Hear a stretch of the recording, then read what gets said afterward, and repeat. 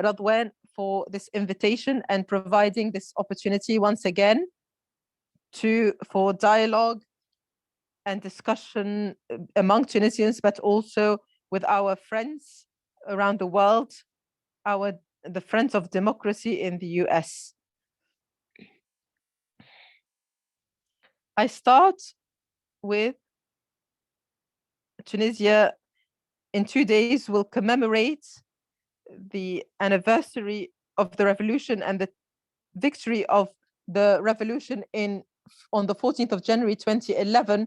Of course, this anniversary is for the second time being commemorated in painful conditions. Also on the 14th of January last year, we commemorated it through protests where protesters were attacked by and where we lost a martyr, Rida Bouzayyan, and we saw painful scenes which we thought we would never see 10 years after the revolution, where we have martyrs and injured and detained protesters. This is a great setback for Tunisian, and have expected to see Tunisia returning to such scenes. Again, we will be commemorating the anniversary of the revolution on the Revolution Avenue, but in conditions where the coup is imposing itself on Tunisians. To describe reality, to say that Qais Said has enacted a coup, this is not sufficient. We must first emphasize that Qais Said's coup has not only suspended democracy, but has deprived the region, the Arab region, the Muslim world, from a democratic experiment, which could be the last one of the Arab Spring that was continuing of the Arab Spring, that provided hope not only for Tunisians, but for all Arab nations and Arab people. The Tunisian revolution and its success and continuation was a civilizational and regional achievement that was aborted by Qais Said, who aborted the dreams of Tunisian women and men, and also the dreams of millions of Arabs. And now I will address the question of the failure of the coup. Has the coup fallen? In reality, it is a complex question and requires two perhaps contradictory answers.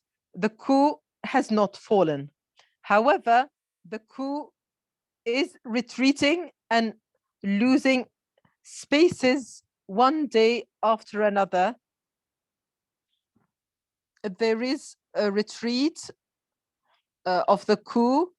However, the coup still has conditions for continuity, even if they are temporary or conditional. Why do I say that it is retreating and losing in a very obvious and evident way? The main strength in Qais Said's narrative, when he did what he did on the 25th of July, his coup against the legitimate institutions of the state, was that he is applying the will of the people. He was hiding behind the will of the people, which could not be measured in any objective way, but he spread this narrative in Tunisia and around the world that he was supported by broad popular support. The coup is losing a lot of its popular support, and the evidence is the lack of participation in his electronic consultation, and the low participation in his referendum on his constitution, even if we accept the officially announced results, and the very low participation in the so-called elections, Tunisians have shown that they are not ready to be implicated in this vision and this path. And also in terms of surveys and polls,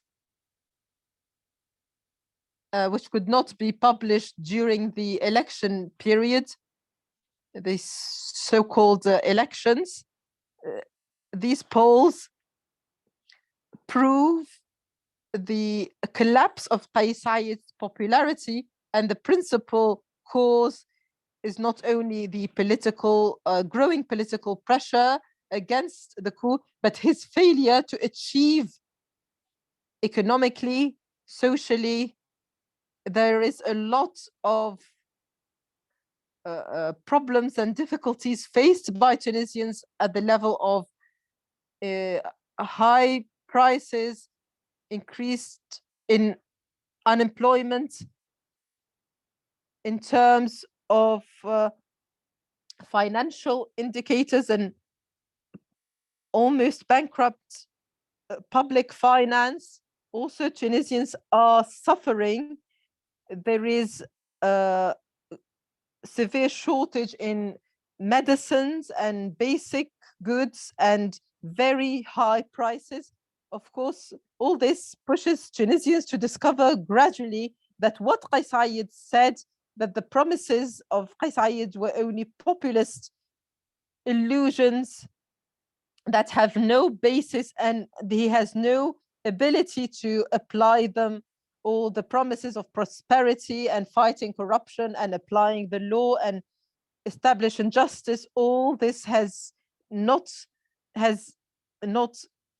been done.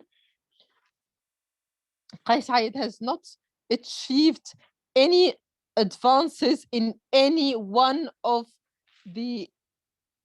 his promises. All the various fields in Tunisia that were in crisis, but 1.5 years after Qais Said's dictatorship, he has not been able to solve any problems, and this has led to a collapse in his popularity. The second collapse is political. After the 25th of July, on the whole, after the 25th of July, yes, there were voices that opposed, that were loud and clear, who said that this is a coup, but this was restricted, and the majority of the political scene was tending towards supporting Qais Said and the coup in various ways. There has been significant development in terms of political parties, trade unions, national organizations. Now, all unions consider Qais Said to be taking us in the wrong direction.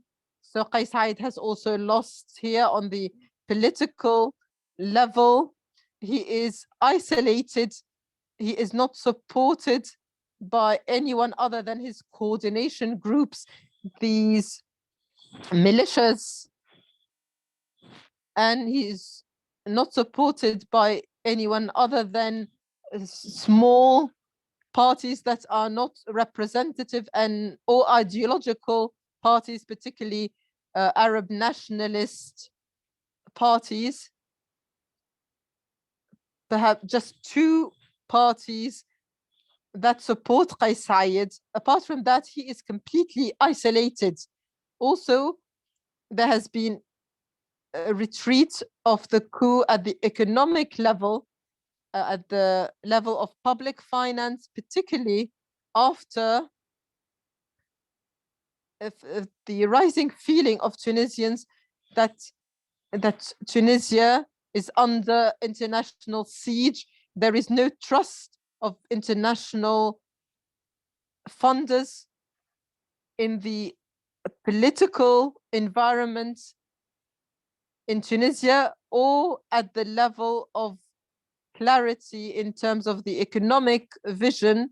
Qais Said has lost or his government has lost an agreement with the IMF, and the next year's budget as a whole had been built on the assumption that this loan would be provided in December, and now it has been indefinitely postponed, which will create a severe financial crisis, which is very dangerous and may lead, which we may see in the third quarter of 2023. Also, Qais Said has obstructed local economic actors, whether through his utopian proposals, through his proposal for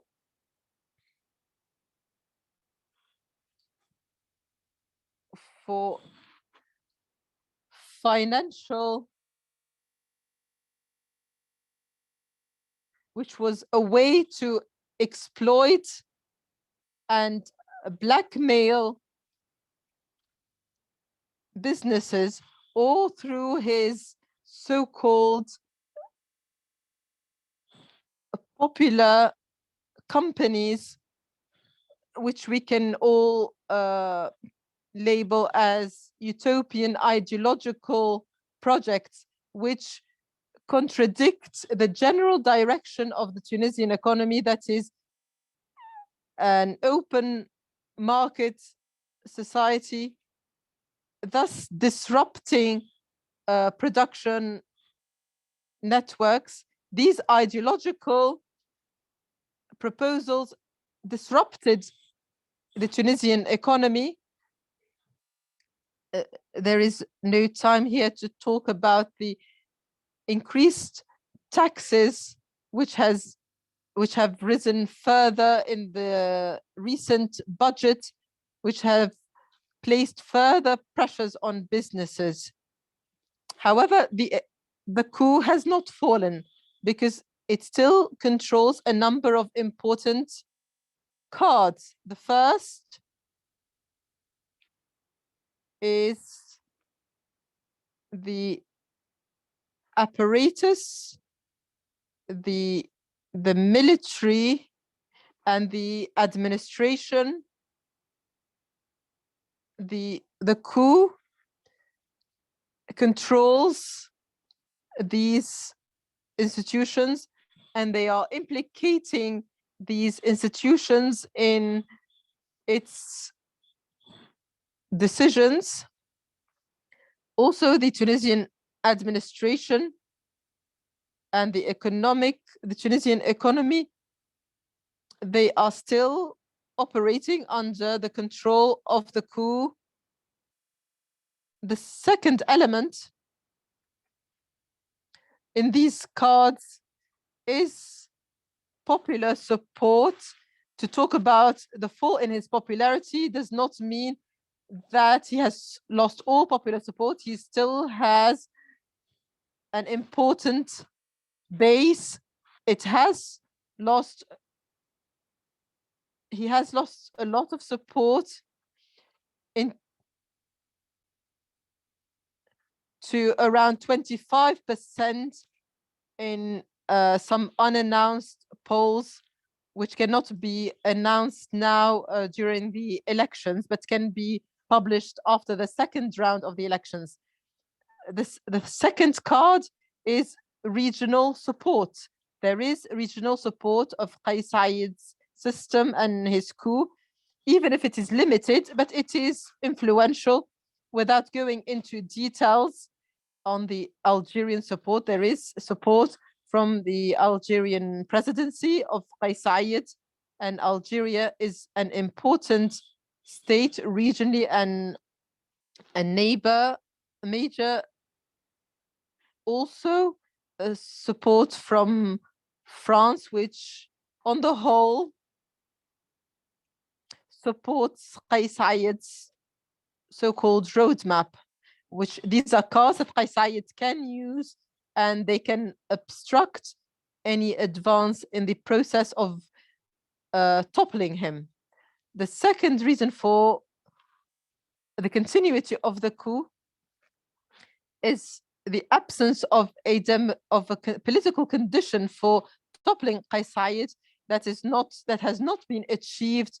That is to build a national alternative that is able to oppose the coup, and secondly, an alternative that can lead the situation and provide a clear vision, leadership, a credible alternative that can reassure Tunisians, actors and stakeholders and international stakeholders that Tunisia will not fall into a vacuum. Yes, there is development in this direction towards building this national alternative, a democratic alternative, but this is still a work in progress and requires more time. And without this fundamental condition, I do not believe that the coup will be toppled before that. This condition must be achieved, and this is the responsibility of the political class, and they must realize this responsibility, that their agreement, their unity is essential for saving Tunisia. It's a heavy responsibility on political parties. It is not an option.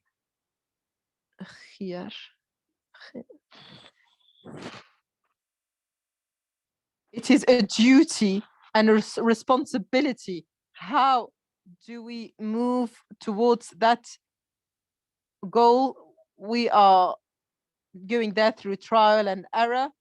The third point, and I go to the next, perhaps final question, regarding the continuity of the coup, the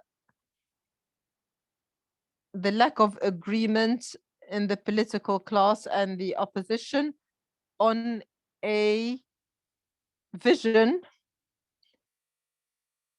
on a roadmap that takes us out of the crisis, that enables that shows the political and technical possibility of coming out of the coup path. Until now, there is diversity in the various conceptions. There are differences. There is fragmentation of these initiatives. The diversity of initiatives is not negative in itself, but in the end, there must be one principal initiative, a central proposition that brings together the majority of the opposition to the coup, and it should be a national roadmap. There are many proposals between those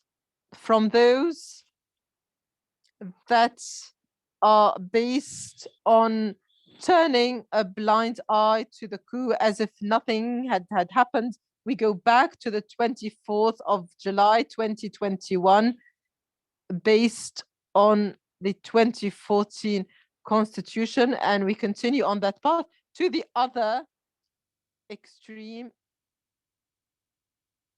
perhaps led by some organizations like the UGTT, and what we hear from that initiative is that they wish to improve, that they are within the framework of the 25th of July 2021. They call for governmental reforms. They call for broadening dialogue, to expand, to increase their participation and improve the image of the coup and limit the speed of its collapse. Perhaps they are preparing for another future phase, because even Qais Said has not paid any attention to these initiatives either. So there are initiatives in various directions.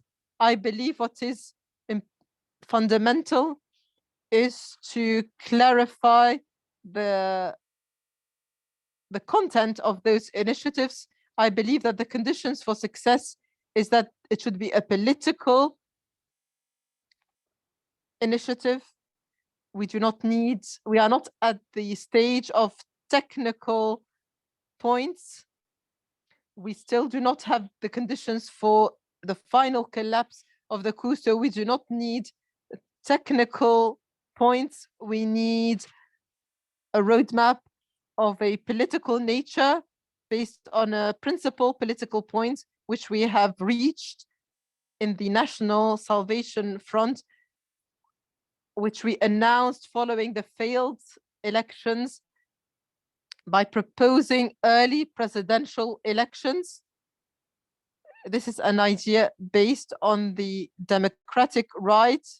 The country has two options, one into which Qais Said is leading, an arbitrary and destructive path, and another path which is supported by a great number of Tunisians who oppose Qais Said.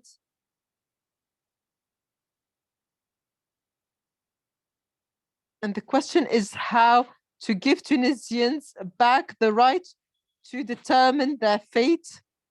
And we believe it is the right of Tunisians to decide their own fate and not to remain as spectators in this crisis. We need a political roadmap. In 1 minute, I will summarize. It should be a national roadmap rather than a sectarian one. It should be based on the common national ground, bringing together all national forces, and should not be divisive. It should be based on what is common rather than exclusionary. It should aim for the resumption of the political process rather than saving the coup or improving the conditions of its continuity. I would have liked to talk about the role of institutions and the possibility of uniting the opposition, but I know that there is no time.